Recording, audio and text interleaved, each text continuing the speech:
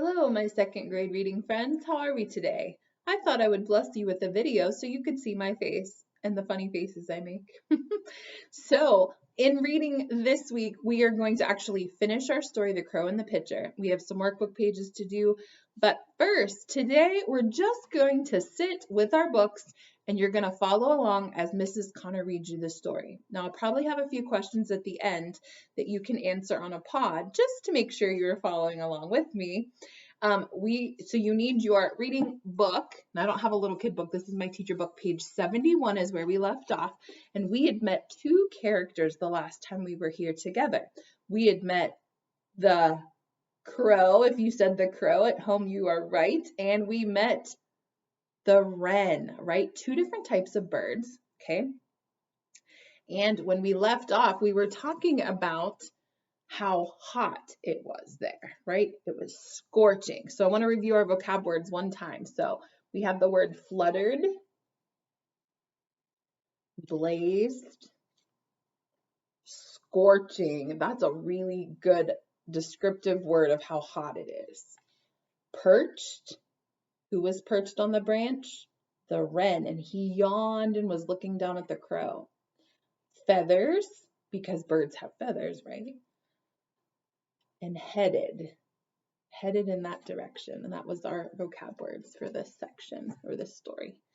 All right, so page 71, get your pointer finger out or a popsicle stick or your highlighting reader if you have a reader at home. Parents, all that is just a little cardboard.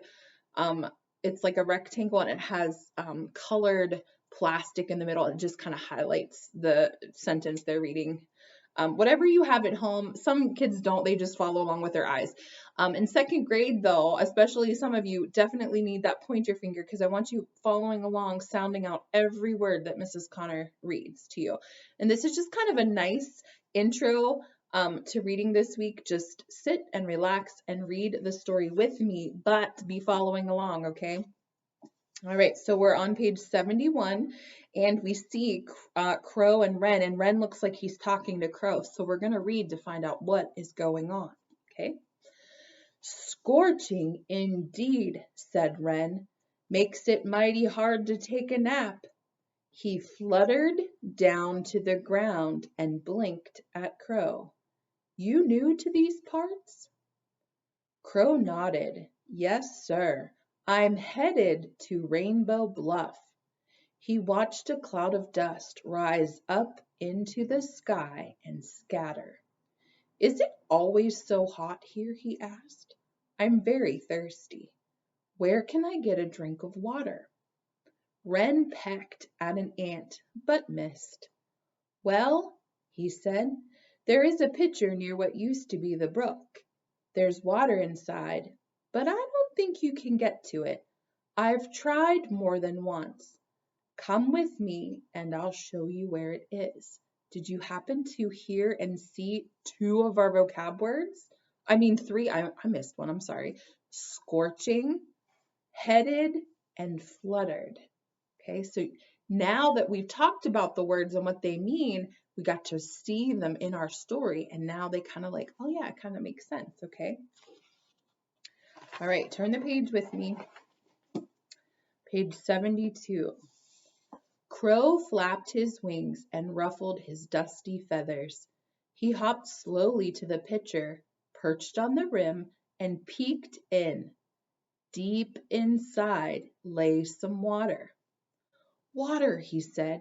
He tried to bend down, but he did not want to get his head stuck.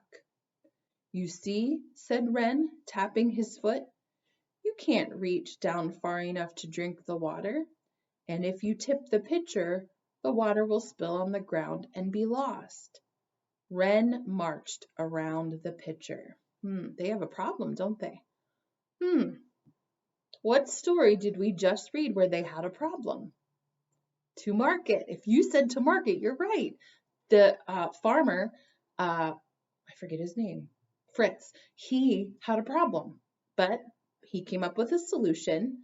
And that was part of our lesson last story. So what is their problem now?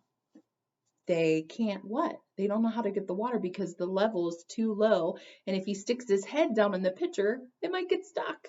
So he doesn't want to do that. So what solutions do you think they could come up with? I'm not going to tell you or answer, but you just think at home what kind of solutions they might be coming up to. Okay, we're going to turn to page 73. We're going to see what happens. Check out the picture. Or, yeah, the picture, not the picture. Crow looked about. Aha, he said, spying some pebbles. He flew and picked one up. Plunk! He dropped the pebble into the pitcher.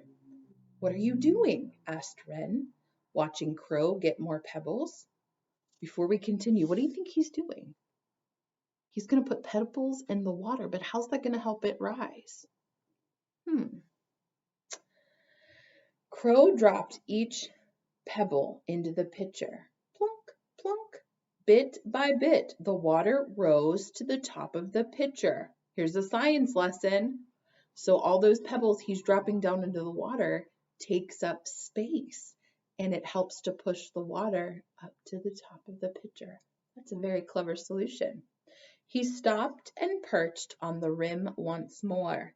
He took a drink of the cool water now at the top of the pitcher. Come and drink, Wren, said Crow. See, little by little does the trick. So we were talking earlier in this story, or at the beginning of the story, that this was a lesson or a moral.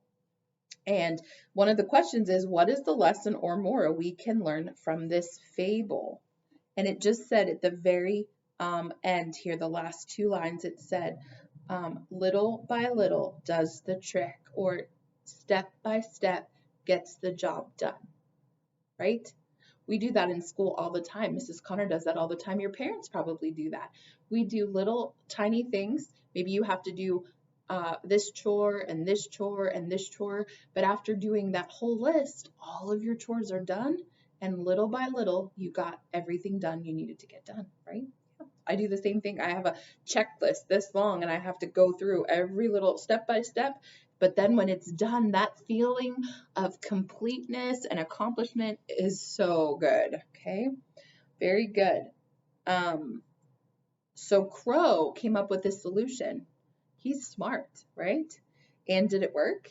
Yes, it worked. And then he was super nice friend and invited Wren to come over and drink, right? What sound did the pebbles make when they went in the pitcher? Plunk, plunk, plunk. Yeah, very good. They made that sound.